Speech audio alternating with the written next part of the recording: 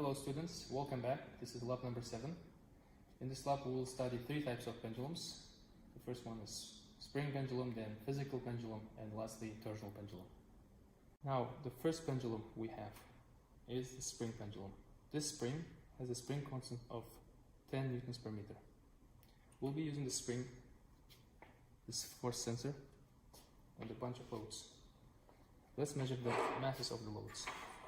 We have to use a 100 gram load,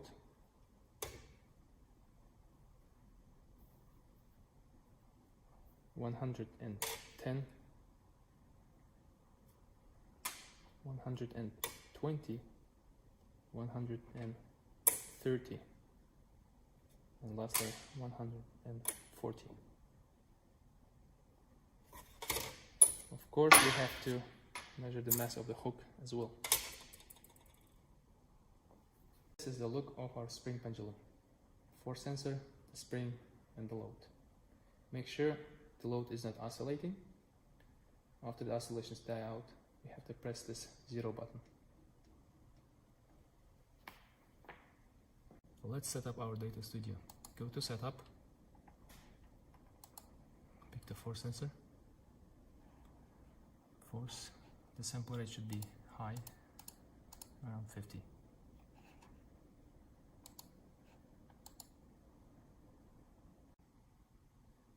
Here we see the oscillations. Let's start our measurement.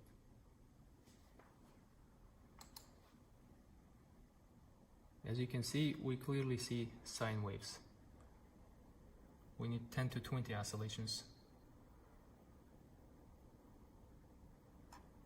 Let's stop. Select data points, go to fit, look for sine fit. Now we are interested in period.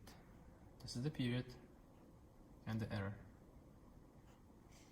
This is the data for 110 grams. This graph is for 120 grams. This is the graph for 130 grams. This graph is for 140 grams. This is the second part, the physical pendulum. All the relevant data about the mass, the length, the radii can be found in the previous lab. Now, if you look at the formula for the pendulum, you'll see there is a letter D, which stands for the distance from the axis of rotation to the center of mass. We have to find D by locating the center of mass of the pendulum.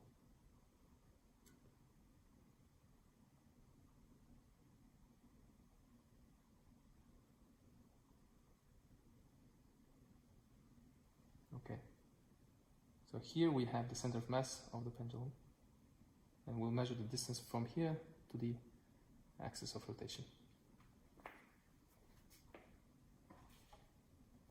Show the center of mass with this pencil.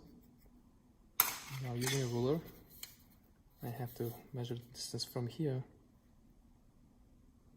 to the axis of rotation.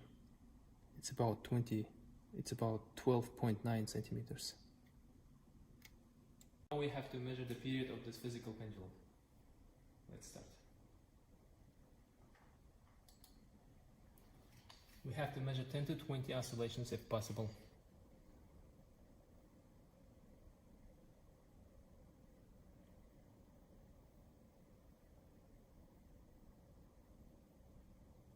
Okay, I think this is enough.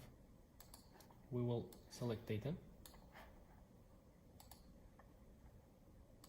and fit a sine wave. So here we have the period and the error of the period. Now we have to add the second cylinder. It's midway between the axis of rotation and the first cylinder. Let's find the period.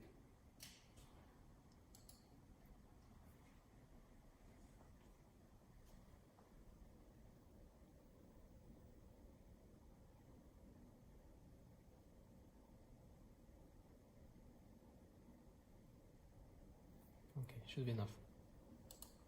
Okay, we have data selected. Now fit a sine wave.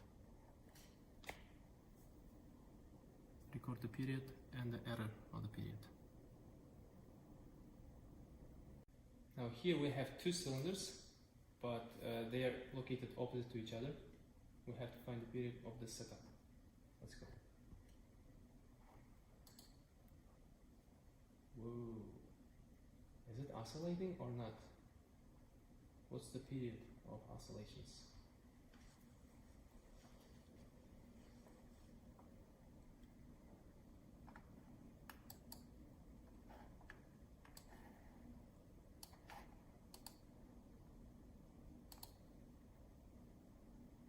Think about this.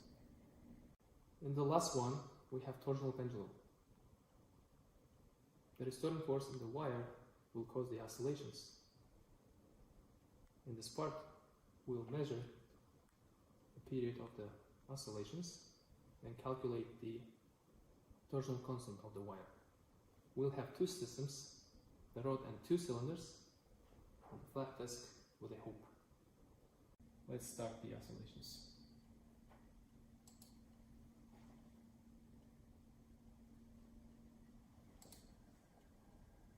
Now you'll see that with time, the amplitude of oscillations will die out. So we'll not be able to measure too many oscillations. But still, the period of oscillations stays the same. Let's stop. Let's select data and fit a sine wave like this. And here's the period of oscillations. Here we have a flat disk and a hoop. The physical parameters can be found in the previous lab. Let's start the oscillations.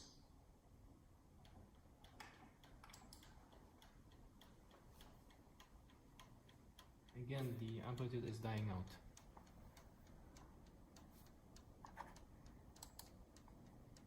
Okay, I'll stop here. Let's select data points like this and fit a sine wave.